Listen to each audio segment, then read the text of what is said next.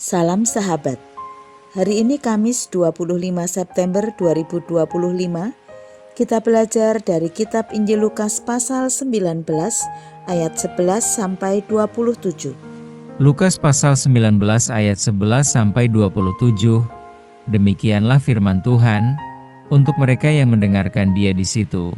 Yesus melanjutkan perkataannya dengan suatu perumpamaan, sebab Ia sudah dekat Yerusalem dan mereka menyangka bahwa kerajaan Allah akan segera kelihatan. Maka Ia berkata, ada seorang bangsawan berangkat ke sebuah negeri yang jauh untuk dinobatkan menjadi raja di situ dan setelah itu baru kembali. Ia memanggil 10 orang hambanya dan memberikan 10 mina kepada mereka. Katanya, pakailah ini untuk berdagang sampai aku datang kembali. Akan tetapi orang-orang sebangsanya membenci dia, lalu mengirimkan utusan menyusul dia untuk mengatakan, kami tidak mau orang ini menjadi raja atas kami. Dan terjadilah, ketika ia kembali, setelah ia dinobatkan menjadi raja, ia menyuruh memanggil hamba-hambanya, yang telah diberinya uang itu, untuk mengetahui berapa hasil dagang mereka masing-masing. Orang yang pertama datang dan berkata, Tuan, mina Tuan yang satu itu telah menghasilkan 10 mina.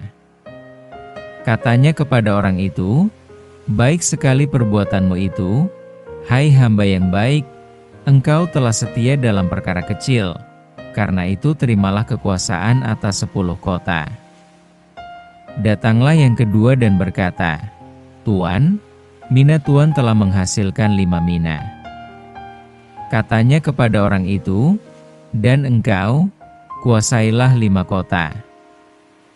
Dan hamba yang ketiga datang dan berkata, Tuan, inilah mina Tuan, aku telah menyimpannya dalam sapu tangan. Sebab aku takut akan Tuan, karena Tuan adalah manusia yang keras, Tuan mengambil apa yang tidak pernah Tuan taruh dan Tuan menuai apa yang tidak Tuan tabur. Katanya kepada orang itu, hai hamba yang jahat, aku akan menghakimi engkau menurut perkataanmu sendiri. Engkau sudah tahu bahwa aku adalah orang yang keras, yang mengambil apa yang tidak pernah aku taruh dan menuai apa yang tidak aku tabur. Jika demikian, mengapa uangku itu tidak kau berikan kepada orang yang menjalankan uang? Maka sekembaliku aku dapat mengambilnya serta dengan bunganya. Lalu katanya kepada orang-orang yang berdiri di situ, ambillah mina yang satu itu daripadanya dan berikanlah kepada orang yang mempunyai 10 mina itu. Kata mereka kepadanya, Tuan, ia sudah mempunyai 10 mina. Jawabnya, aku berkata kepadamu, setiap orang yang mempunyai, kepadanya akan diberi, tetapi siapa yang tidak mempunyai, daripadanya akan diambil juga apa yang ada padanya. Akan tetapi semua seteruku ini, yang tidak suka aku menjadi rajanya, bawalah mereka kemari dan bunuhlah mereka di depan mataku. Tema kita, saling memanfaatkan. Di dalam film The Greatest Showman, seorang pebisnis bernama P.T. Barnum memanfaatkan orang-orang freak atau buruk rupa dan menjadikan mereka tontonan sirkus demi keuntungan diri. Tahu bahwa diri mereka dimanipulasi, respon orang-orang itu mengejutkan. Ia memanipulasi kelainan kami, tetapi kami menemukan keluarga. Ternyata ada orang-orang yang rela dimanfaatkan, asalkan mereka juga mendapat manfaat dari pemanfaatan itu. Perumpamaan tentang uang mina ini disampaikan Yesus sebelum ia dieluk-elukan di Yerusalem. Perumpamaan ini mengisahkan seorang bangsawan yang menjadi raja dan memiliki kekuasaan besar, tetapi ia dibenci orang-orang sebangsanya. Penulis menunjukkan bahwa dia bukanlah orang yang baik. Hal ini diteguhkan dengan sikap salah satu hamba yang memutuskan tidak menuruti apa yang dia mau. untuk melipat gandakan uangnya.